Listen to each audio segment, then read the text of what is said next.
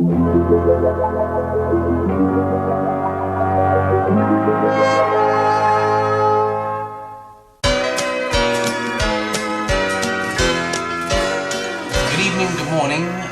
you listen to this, I don't know, do I? Yeah. You haven't made the preparations to find out, have you, John? That's the trouble, you know. My name is meant to be John Dredge, and this is somebody else. Would you like to introduce yourself for the watching dozens? Yes, my name is Martin Scott-Tumbling. I'm a singer-songwriter from the 70s who died when the ceiling fell on his head. That's all you need to know.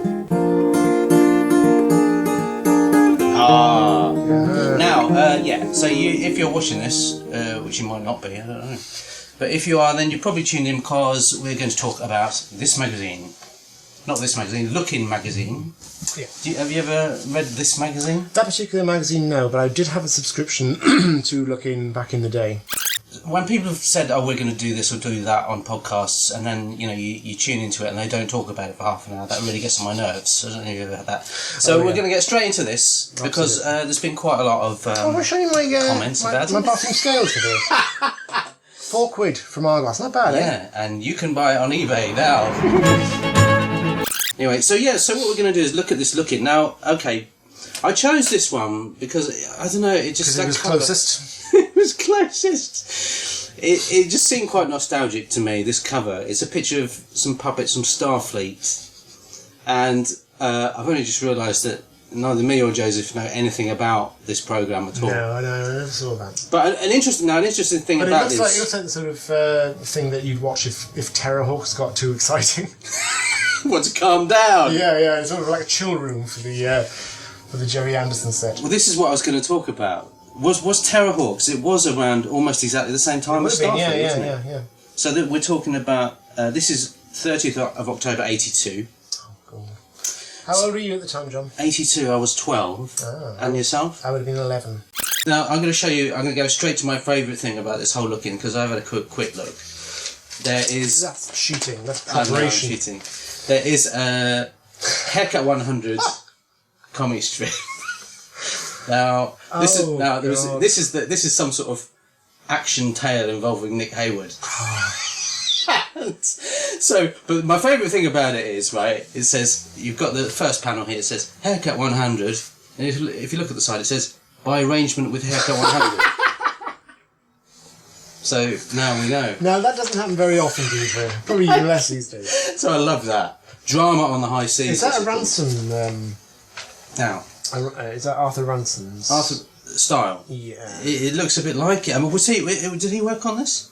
Well, he did all the covers and did a lot of comic strips. So he looks like it doesn't look quite as detailed. Could have been working in a hurry. The thing about these comic strips... You're working in a hurry. I think that's absolutely right. Well, you would, wouldn't you?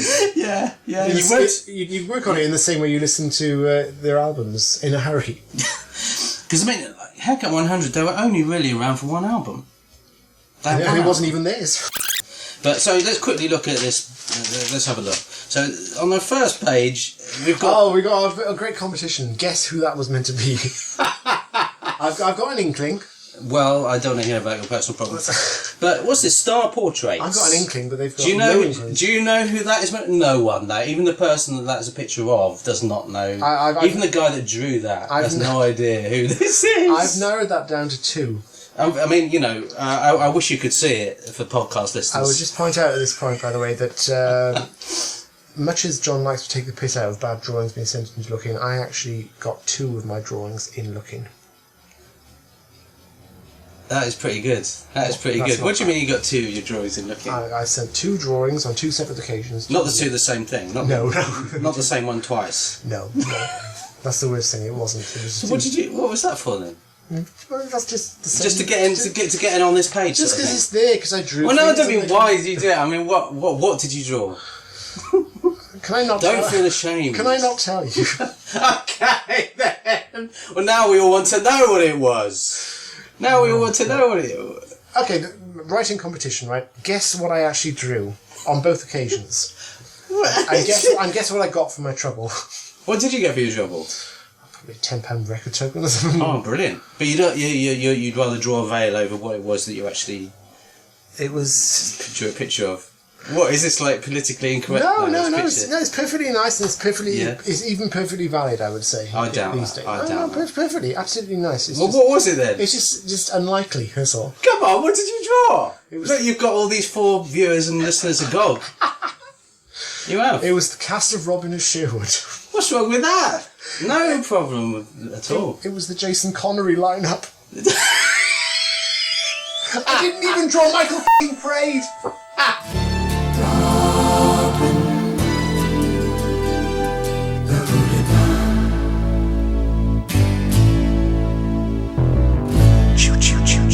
Oh man! So you drew the second.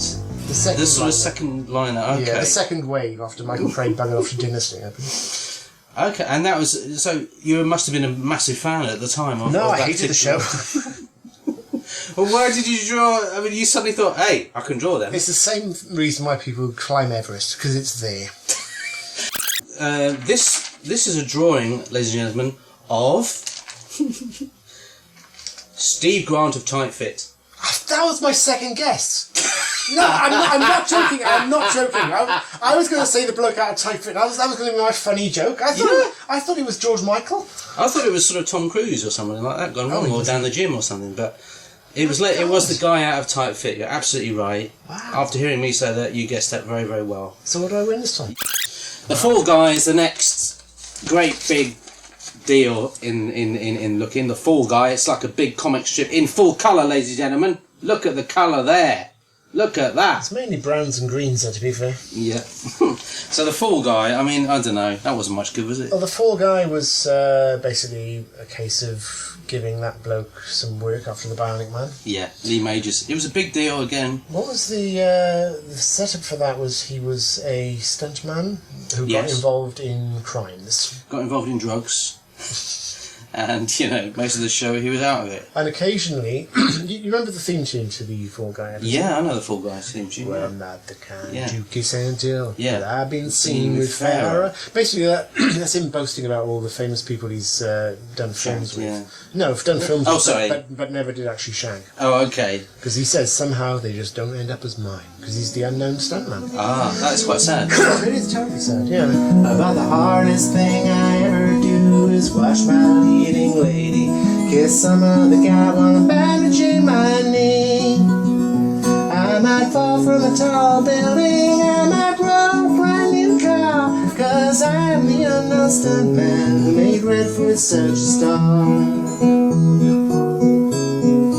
I mean, this reminds me of those, you know, back then you would have like a big American show on at about 6 o'clock, wouldn't you, on ITV? That went on for years, them doing that. They don't do that now, do they? What do they do now? I wouldn't even know. They have the X Factor on or something. Yeah. But back then, you know, it would be the A-Team, it would be the Fall Guy, it would be some big American show that everybody used to watch. Yeah. And then Benny Hill would parody in a bad way, you know, a few years later.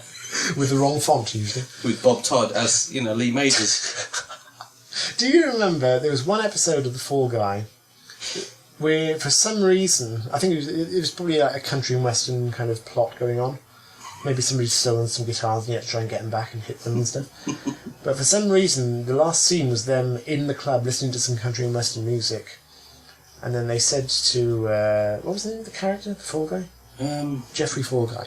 They said, Jeffrey, go on, go up and do your unknown stuntman. And he'd go, oh, no, I can't do that. No, just f***ing leave it. Leave it, you f***ing leave it. Is that what he said? This was early evening entertainment as well. You could say that back then. To take you f***ing put me on the spot like this, So then what happened then? Well, he did it, obviously. He got on stage. Well, he got up and he sang the Unknown Stuntman. Yeah, I know, which basically suggests that the Unknown Stuntman was something that he was doing anyway. It wasn't just a theme tune to the show. Yeah. And that was his act. Yeah, which basically begs the question... Did the $6 Million Man do something similar? Well, no. He could have done. He could have written one word, do-do-do-do, do-do-do-do-do-do-do. That was the thing. He would get up, he would get up at karaoke nights and say things like, we have the technology to rebuild me. Yeah. So what you mean? So there's an episode of The Fall Guy out there somewhere where Lee Majors is singing the theme to his own show. Yeah, very badly as I recall. Quite out of key. He can't really sing in the actual. You can tell they've had to edit it together. Yeah, they've used some kind of sort of antiquated autotune or something. Some sort of bionic thing. But yeah, I mean, but that was okay because, you know, in terms of the character, he was meant to look really embarrassed about singing live in public. So the fact did it go down really well though? And that was the end. Oh of the yeah, episode. they were all going woo woo woo, executive producer, twat. And on that note, let's more laughs with the Fall Guy next week. We're now on to the comic strip called Rock on Tommy. Rock on Tommy, Cannonball's hilarious antics in looking. Now this sounds a bit. This is hilarious. Every time I look at it, I'm in hysterics. Now, would this have been before or after Boys in Blue? That famous cult film, which they haven't ever shown at the BFI lately, as far as I know. Yeah, they haven't painstakingly restored that one, have they? No, that's true. They haven't. Now, I want to see your driving licence, your name, and your address. I think that film pretty much did for their careers, didn't it? Yeah, it was so bad, nobody ever wanted to see them ever again, as far as I know. Have you heard their album? No, have you? Yes. You have.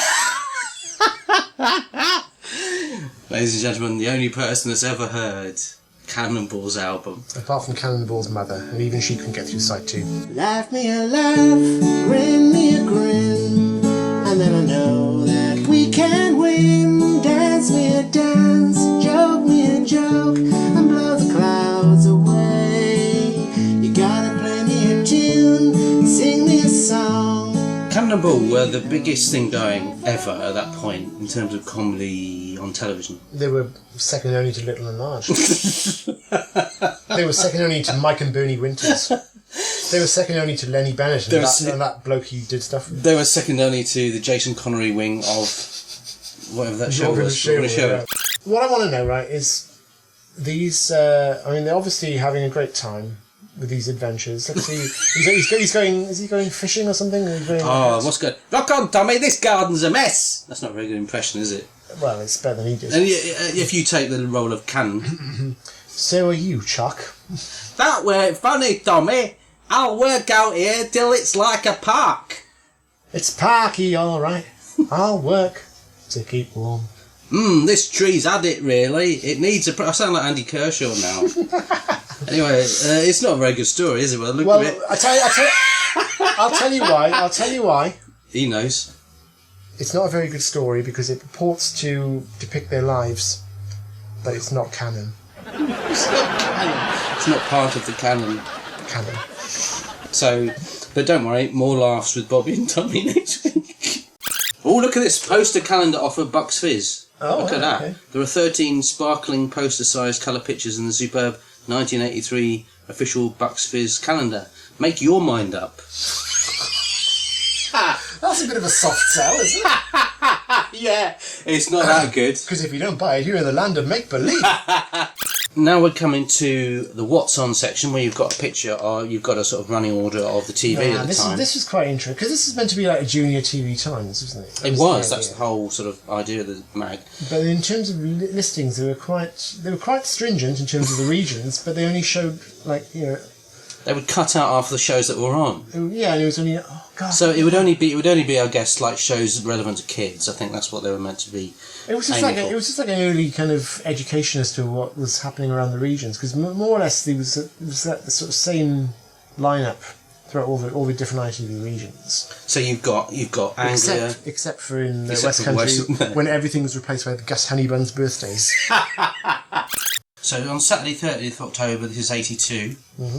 You had Starfleet, Big Daddy's Saturday Show. Saturday Show that was never a thing, surely. Saturday Show was something after Tiswas was cancelled. They put this other load of rubbish on. Oh God! And I think Big Daddy was in it for like about one show till they realised he was terrible as a presenter and they got rid of him. And then they should have realised that. He used to appear on like Tiswas and Fun Factory and all that. Fun Factory. Oh God! What year was Fun Factory? That would have been. That was on in the summer when Tiswas was off, wasn't it? So late 70s, that may be very early 80s. Yeah, that must have been. Before we carry on, sorry, yes. I just wanted to point out Aubrey. Well, and that was on what day was that? That was on a Monday. And Tuesday, and Wednesday. Oh yeah, it was on every and day Thursday, for 5 minutes. and Friday. Aubrey, yeah. So it was on daily. Except on Saturday and Sunday when we had Starfleet and Cabbages and Kings, which is something I never ever watched ever. Aubrey was a cartoon, was it not? Aubrey, yeah, I know all about Aubrey. All I remember I'm about the Aubrey- leading expert on Aubrey in this country. Okay, well, I'll tell you what I know about Aubrey. It was better than the Blunders. What's the blunders? Oh, it was about a family who had lots of accidents, and it was narrated by and introduced by a cartoon version of Frankie Howard. I don't remember It was that. Father Blunder, Mother Blunder, all the little blunders. How they make such blunders is what everybody wonders. This is the sort of information you don't get anywhere else. Apart from TV Cream, so let's move on. Oh, God. Aubrey was an amazing cartoon. It was. I think I met the guy who made Aubrey. Really? Because all I remember about Aubrey was... didn't he start off the title sequence? He was in a car and the car just fell to bits. It was great. It was brilliant. It was very, very sort of basic animation. Yeah. It was really basic animation on a white background, and it looked great to me. And it was funny. It was silent. Yeah. And It was slapstick. what I remember about that most clearly was that there was one episode where it's online. All of this stuff is on YouTube. Aubrey's on YouTube. I didn't know that. But you could. There's one point where he gets annoyed about something or ill or something, and he takes a handful of pills, and then suddenly there's a caption comes up: "Don't be like Aubrey." Was that animated as well? No, that bit was just obviously like ITV had probably thought, no, we better say don't take pills like this. Don't take handfuls of pills, please. Oh, that's probably fair. But I remember it being a Unless you're great. under a doctor's supervision, obviously. And now we have A a great big Danger Mouse cartoon strip in full colour. Do you remember the 3D one? The 3D one. The whole issue of Looking. It wasn't the whole issue, but several pictures were in 3D. And yet there was I used to love that. anaglyph things. I used to love that. So you had funny glasses on and Exactly. attempt to look at it in 3D. Did it work? Yeah, it was quite well done. Lovely stuff to start with that. Basically, at least half of a Danger Mouse, and the Danger Mouse plot was that Baron Greenback was trying to disorientate everybody by making everything 3D, and the only way he could combat it was actually to put the glasses on. That's excellent. That's pretty good. It's like a bit of a breaking the fourth wall. I think it was high quality all the way through with Danger Mouse, and pretty much everything they did was top notch. Even things like the Looking comic strip would have been exciting to me as a kid. So yeah, ladies and gentlemen, that was that issue of Looking. We hope you've enjoyed this silly trip down memory lane. Well, let's find out what's in the next issue, Oh yeah. and then we'll know what we do the next podcast Now about. what's the next issue? Well, next week's Madness Collector page is of Chrissy Boy.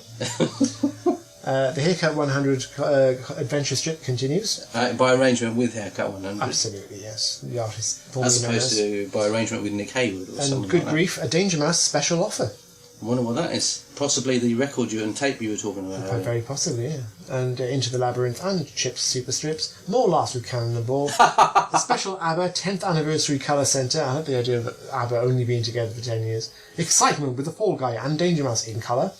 Plus all your favourite regular features. Order your copy now. So that sounds like fun. So Or leave it for many, many years and buy a copy on eBay or a comics shop. ladies and gentlemen, thank you for watching. If you have been, if you haven't been, I'm sure you've had a nice time elsewhere. We've been us, and you've been you, and this has been a podcast about Looking. Goodbye. So yeah. So let's do it where they put the music on and credits go up. Oh, yeah. So we pretend to have a discussion.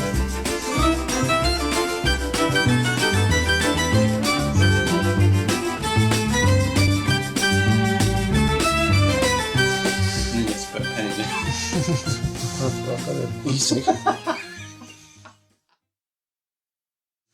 Let's have a look at what's on the German TV listings. Right. Das Aubrey.